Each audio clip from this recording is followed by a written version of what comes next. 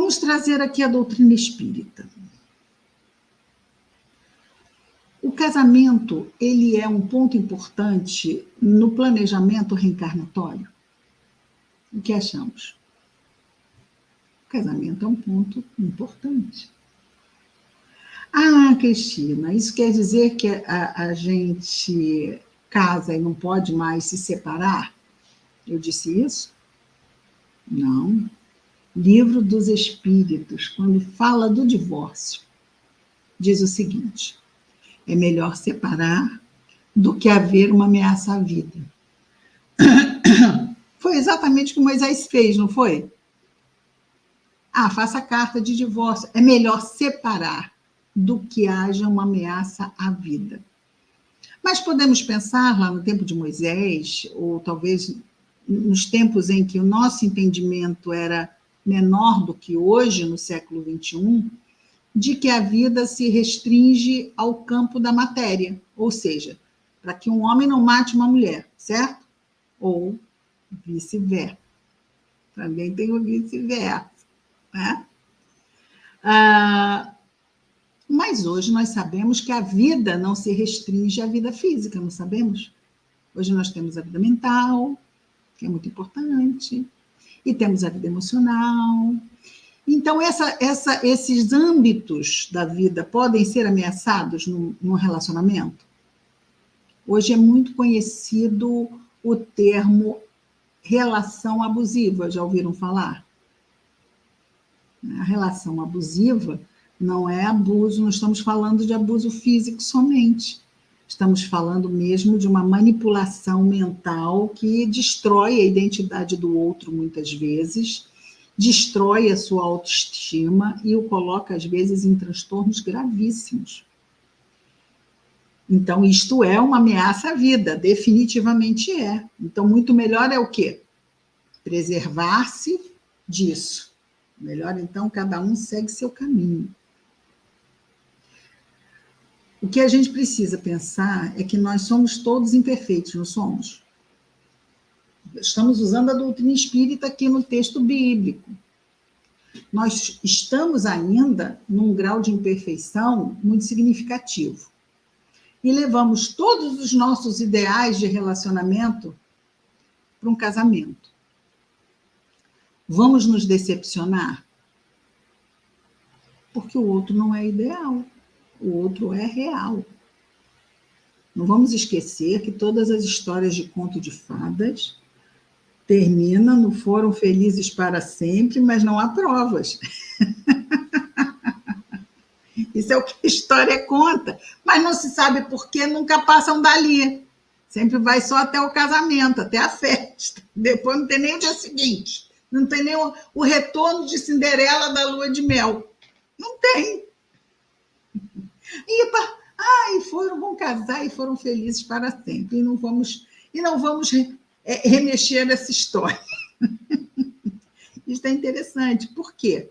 Esse ápice, é o ápice da paixão, quando vamos ficar juntos, vamos ser felizes, esse é um ápice extremamente idealizado, não é?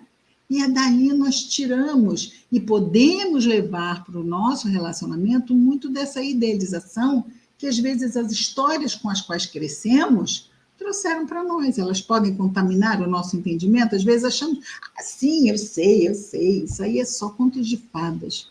Sim, mas eu cresci com isso. Isso ajudou a formar o meu entendimento do mundo. E eu não, às vezes, percebo o quão fundo isso está em mim.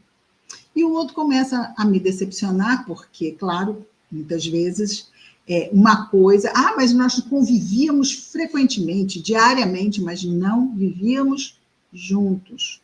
Não partilhávamos uma rotina. Isso é casamento. Isto é comer o sal, todo dia ali.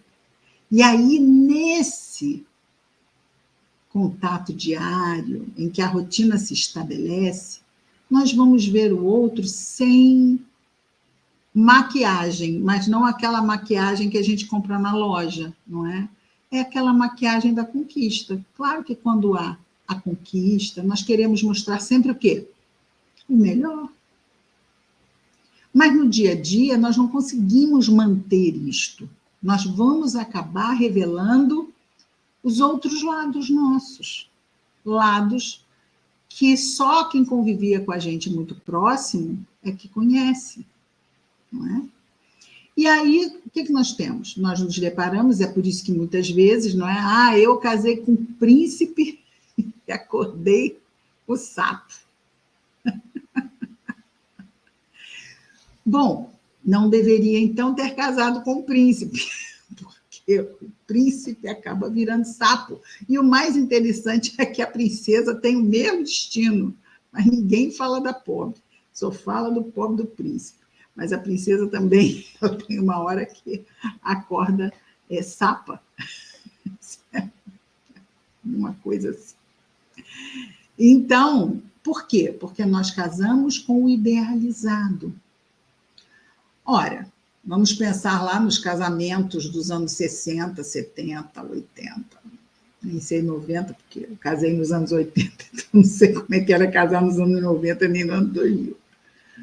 Mas, lá mais um pouquinho atrás, nós tínhamos um pouco mais de resistência à frustração. Hoje, está havendo uma enorme dificuldade de se resistir bem à frustração. Eu quero isso e não tenho. Mas como eu não tenho isso? Eu tenho que ter. E eu posso me deprimir, eu posso entrar em quadro de ansiedade. Por quê? Porque eu tenho dificuldade em lidar com a minha realidade. Antes nós tínhamos, vamos dizer assim, não mais facilidade, mas talvez menos dificuldade.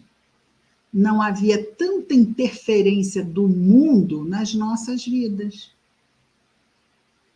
Cristina, mas como é que o mundo hoje interfere mais na minha vida do que nos anos 80? Nós não tínhamos internet.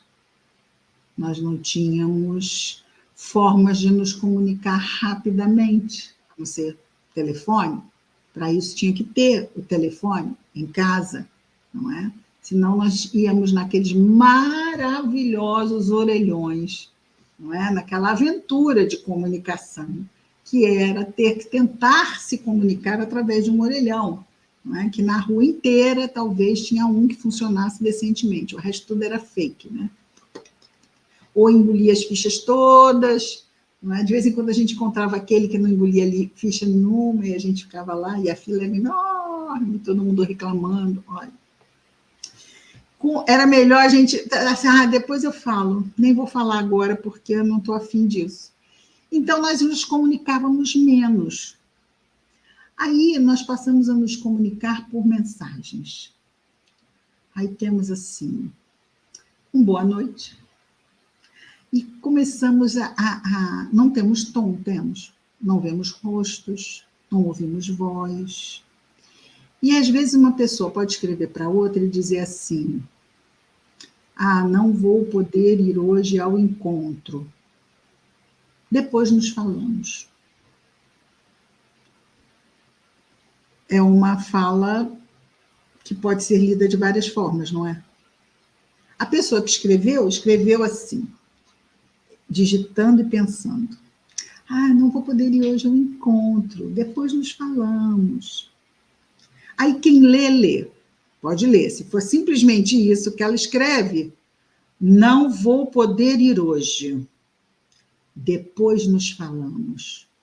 Fiz alguma coisa errada. O que eu fiz? A pessoa não quer encontrar comigo porque eu fiz alguma coisa, ela ficou chateada comigo. O que eu fiz? Olha, pode haver um problema de comunicação, não pode? Quanto? Nós temos um enorme desafio de comunicação. Temos tantas formas de nos comunicar e, no entanto, ainda podemos nos desentender no básico. No básico. Ana Vanessa, olha, estão aí, podem ver no chat. Ana Vanessa botou 4 figurinhas. Uma graça isso. A Irenice botou coração. Olha só, eu não estou dizendo Rita, Ângela, seja bem-vinda, Ângela. Regina, seja bem-vinda. que nós temos as palavras e eu conheço as pessoas e sei do amor que tudo que está escrito aqui. E nós estamos aqui num ambiente fraterno, o que já favorece nós entendermos que estamos todos nos comunicando com fraternidade. Mas no dia a dia, às vezes, não é assim.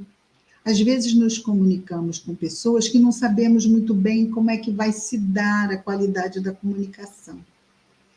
E, às vezes, essas figurinhas chamadas emoji são um excelente apoio na comunicação. Conhece aquela história que diz assim: vem cá, você quer que eu desenhe? Você não está entendendo o que eu estou falando? Você quer que eu desenhe? Esses são os emojis.